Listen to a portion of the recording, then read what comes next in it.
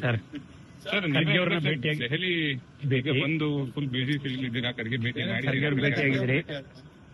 ನಮ್ಮ ಪಕ್ಷದ ವರಿಷ್ಠರು ಹೈಕಮಾಂಡ್ ಮುಂದಕ್ಕೆ ಏನೇನು ಮಾಡಬೇಕು ಅಂತ ತಿಳಿಸ್ಬೇಕು. ಮಧ್ಯದಲ್ಲಿ ಕೌನ್ಸಿಲ್ ಚೇರ್ಮನ್ ಸಲೀಂ ಅವ್ರಿಗೆ ನಮ್ಮ ಪಕ್ಷ ಅಭ್ಯರ್ಥಿ ಮಾಡಿ ಅಂತ ಹೇಳ್ತಾರೆ.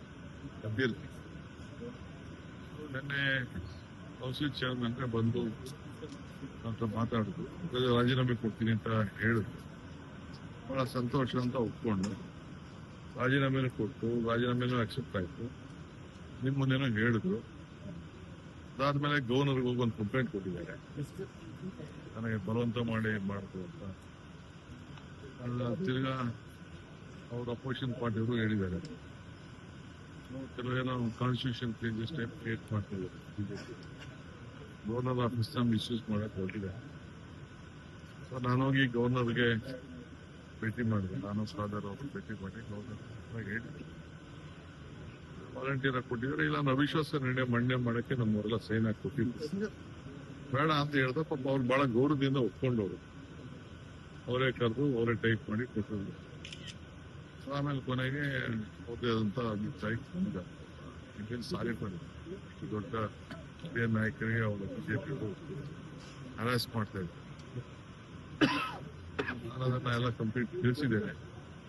ಗವರ್ನರ್ಗೂ ಹೇಳಿದ್ದೀನಿ, ನಿಮ್ಮ ಕಾನೂನು ಚೌಕಟ್ಟಿನಲ್ಲಿ, ಯಾಕೆಂದ್ರೆ ಹಿಂದೆ ಎಲ್ಲ ಬೇಕಾದಷ್ಟು ಪ್ರೆಸಿಡೆಂಟ್ಗಳಿದೆ, ಅವರೇ ಮಾಡಿದಂತ ಪ್ರೆಸಿಡೆಂಟ್ಗಳಿದೆ. ಡೆಪ್ಟಿ ಚೇರ್ಮನ್ ಕೊಡಬೇಕು ಅಂತ ಡೆಪ್ಟಿ ಚೇರ್ಮನ್ ಇಲ್ಲದೆ ಹೋದಾಗ ಆಫೀಸ್ಗೆ ಕೊಟ್ಟಿದ್ದಾರೆ. ಇಟ್ ಇಸ್ ನಾಟ್ ವ್ಯಕ್ತಿ ಅಲ್ಲ, ಮತ್ತೆ ಅಲ್ಲ, ಆಫೀಸ್ ಕೊಟ್ಟಿದ್ದಾರೆ. ಅಕ್ಸೆಪ್ಟ್ ಆಗಿದೆ, ನೋಟಿಫಿಕೇಶನ್ ಆಗಿದೆ, ಎಲ್ಲ ಕಂಪ್ಲೀಟ್ ಲೀಗಲ್ ಪಾಯಿಂಟ್ ಎಲ್ಲ ಹೇಳ್ತೇನೆ. ನನ್ನ ಗಮನಕ್ಕೆ ತರಬೇಕಾಗಿದೆ. ಬಟ್ ಫುಲ್ ಫ್ಲೆಡ್ಜ್ ಕ್ಯಾಬಿನೆಟ್ ಇನ್ನೂ ಆಗಿಲ್ಲ ಅಂತ. ಯಾರಾಗಿಲ್ಲ, ಒಂದೇ ಒಂದು ಕಾಲಿದೆ ಅಷ್ಟೇ. ಒಂದೇ ಅದೇ ಒಂದು ಕಾಲಿದೆ, ಮಹಿಳೆ ಕೋರ್ಟ್ ಅಂತ. ಒಂದು ಮಹಿಳೆ ಕೊಡ್ಲೇಬೇಕು.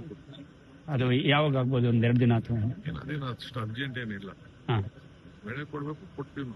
ಸರ್, ಈಗ ನಾಗೇಂದ್ರ ಅವರು ಖಾತೆ ಹಂಚಿಕೆ ಸಂಬಂಧ ಸರ್, ಈಗಾಗಲೇ ಸಚಿವ ಸ್ಥಾನ ನೀಡಿದೀರಾ, ಖಾತೆ ಹಂಚಿಕೆ ಬೇರೆ ಹತ್ರ ಬರ್ತಿದೆ.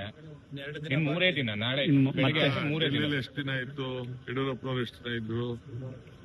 ನಾವೆಲ್ಲರಿಗೂ ಹೋಗಿ, ನೀವು ಮಂತ್ರಿಗಳು ಎಲ್ಲ ಜಿಲ್ಲೆಗಳಿಗೆ ಹೋಗಿ ಎಲ್ಲ ಬರದ ಬಗ್ಗೆ ನೋಡಿ ಅಂತ ಹೇಳಿದೀನಿ. ಎಲ್ಲರಿಗೂ ಬಹಳ ಒಳ್ಳೆ ಕೆಲಸ ಮಾಡಿದ್ದಾರೆ. ಹೋಗಿ ಎಲ್ಲ ತಂದು ಎಲ್ಲ ರಿಪೋರ್ಟ್ ಕೊಟ್ಟಿದ್ದಾರೆ, ಮಾಡಿದ್ದಾರೆ.